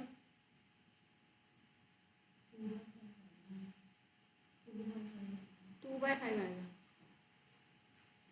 चलो, ऐसे क्वेश्चंस में सबसे पहले आप देखो कौन किस में कन्वर्ट होगा। तो KMnO4 तो आपको मैंने बताया Mn+2 में जाएगा, ठीक है। एन फैक्टर बता दो इसका गौतम, KMnO4 अगर Mn+2 में जा रहा तो 5। फेरस ऑक्सैलेट है हमारे पास, फेरस क्या होता है Fe+2 तो किसी में नहीं जाने वाला, ये तो ऑक्सीडाइज हो गया, ये तो आपका रिड्यूस हो गया ना। अच्छा, फेरस भी तो जाने वाला है Fe+3 में, इसका एन फैक्टर आदि 1। और ऑक्सैलेट C2O4 2- किस में जाता है CO2 में, अभी लिखा एन फैक्टर। अब यहाँ से कैसे देखेंगे एन फैक्टर, पहले इसका ऑक्सीडेशन स्टेट निकालो, यहाँ कार्बन का कितना है -8 +6/2 +3, यहाँ है +4, तो +3 से +4 का चेंज 1 इंटू कार्बन कितने हैं यहाँ पे 2, एन फैक्टर 2 है। तो फेरस भी ऑक्सीडाइज हो रहा है, ऑक्सैलेट भी ऑक्सीडाइज हो रहा है, टोटल एन फैक्टर इनका कितना आया 3, ठीक है। हाँ हीरो भूल गया था, गुड। अब करो ग्राम इक्विवेलेंस ऑफ KMnO4 बराबर ग्राम इक्विवेलेंस ऑफ फेरस ऑक्सैलेट। वो भी भूल जाएगा IIT भी, कैसे भी कोई बच्चा बैठा था हमारी क्लास में। क्यों, फेरस है ना, फेरिक होता तो नहीं जाता ना, ऑक्सीडाइज हो रहा तो Fe+2 भी तो Fe+3 में जाता है, पहला रिएक्शन तो देख ले, +2 +3 में जाता है, ऑक्सैलेट भी जाता है ना। तो ग्राम इक्विवेलेंस को क्या लिख सकते हैं, मोल्स इनटू एन फैक्टर, तो इसके मोल्स लो, एन फैक्टर इसका 5 लो, इसके मोल्स लो, एन फैक्टर इसका 3 लो। अब पूछा क्या क्वेश्चन में कि मोल्स ऑफ KMnO4 निकालना है जो कि 1 मोल के साथ रिएक्ट करे, मतलब ये 1 × 3 है और इसके मोल्स निकालना है, तो आंसर क्या हो गया 3/5। समझ आया सबको, हाँ या ना? Will do more such questions of redox in the next class, ठीक है, क्योंकि KMnO4 के ऊपर वैसे तो ये सारे क्वेश्चंस रिडॉक्स में कर लेते हैं, बट हमें नहीं पता हमें रिडॉक्स करने का समय मिलेगा फर्स्ट अटेम्प्ट तक या नहीं मिलेगा, तो will do it here only. ये समझ आया, पहले ही बताओ कितनों को समझ आया ये। अब एक क्वेश्चन और, Yes. How many moles of, अब इसका आंसर तुम खुद करो, मैं नहीं करूंगी। How many moles of KMnO4, how many moles of KMnO4 is required to react with, first option 1 mole ferric oxalate, 1 mole ferric oxalate, 2 moles sodium sulfite, 2 moles sodium sulfite, 2 moles sodium sulfite.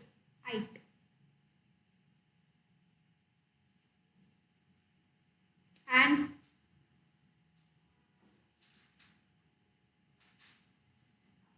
1 mole of iodide, I minus. Okay? Do it and then only you can leave. That's all for today.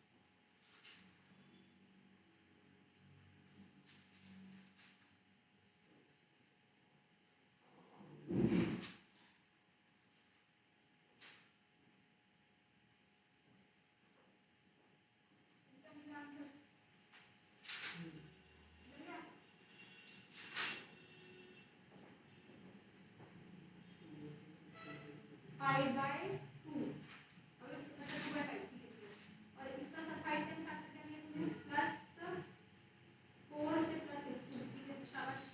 Iodide का क्या लिया, गलत, iodide का लेना है ना, ना एक है ठीक है, जिसका लेना है।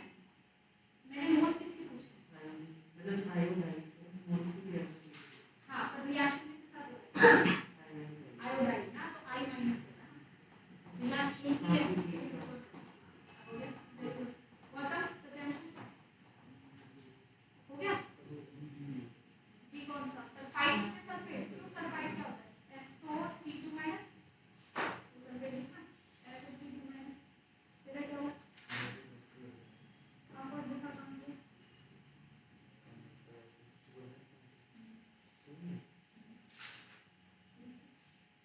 दूसरी सल्फेट निकलना काम में क्या होगा, हाँ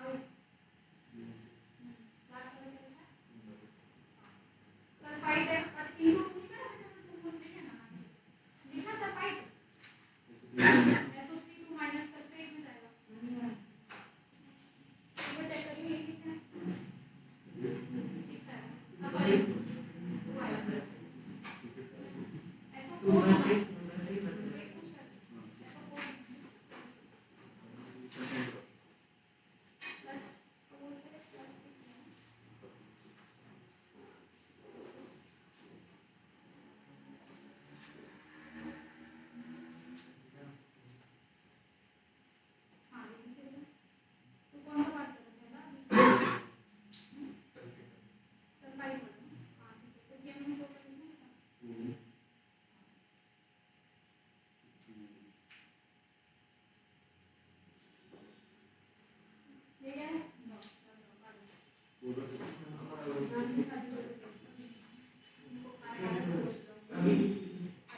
आंसर है क्या इसमें क्या है वो रेडियो एक्टिव क्या आंसर है वन और टू हाइड्राइड जीरो तू चेक कर आयोडाइड वन होता है क्या होता है आयोडाइड हाँ जो फिर रिलेटेड नंबर ऑफ एटम्स हमारे 0.05 बचे थे क्या बोल रहा है रेडियो एक्टिव हाँ वो एरिया ऑफ द रॉक निकाल दिया इसको क्वेश्चन रट के बैठी ना मतलब उसमें यही था एरिया ऑफ द रॉक बता रही थी हाफ दे और रिलेटेड नंबर ऑफ एटम्स 0.05 वो हाफ नहीं था तो उसमें वही इक्वेशन में लॉस के अंदर 0.05 डालना न्यूमरेटर में देखो अरे जो जो फर्स्ट ऑर्डर का होता है उसमें क्या होता है a not upon a not minus x होता है तो इनिशियल बाय फाइनल होता है तो तूने क्या बोला कितने बचे हैं हां बचे हुए हैं तो वो नीचे आएगा डिनोमिनेटर में ठीक समझ गया a not is initial bye final ना तो जो बचे हुए तो फाइनल हुआ है ना उसको डिनोमिनेटर में बिल्कुल सही तो ऐसे पढ़ा अब तू जाएगा नहीं तू जा कौन सा अच्छा ये वाला पहले पांचों चैप्टर्स फिजिकल के और हेलो और पहले 5 चैप्टर्स फिजिकल सॉलिड सॉल्यूशन नहीं तेरा बीसी में क्या तेरा तू बोल रहा था बीसी नहीं चल चल चल निकल यहाँ से बाहर निकल दोस्त क्या निकल मैं करूँगी चल चल चल अरे चल चल अरे साइड को बोला दोस्त की बातें याद नहीं रहेगी मैडम की बातें फिर भी याद रहेगी इससे जल्दी निकल आएगा सेकंड नहीं आया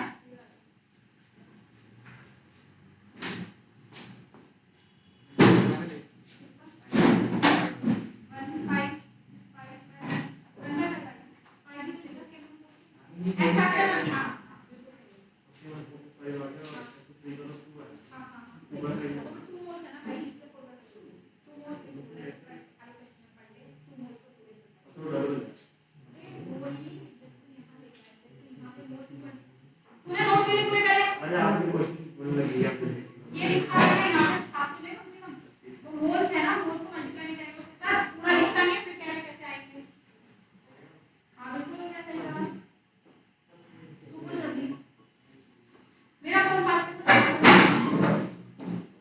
मैं इसकी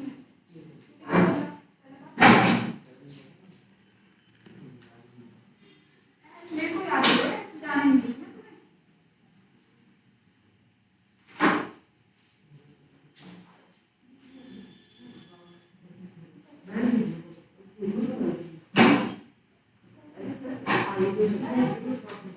हाँ जी हाँ जी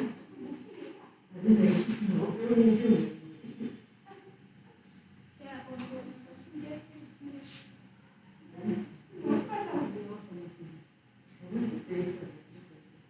मुझे डिटेल में मुझे हमें पीसीएम के टेस्ट चाहिए जाने सारा मिल सके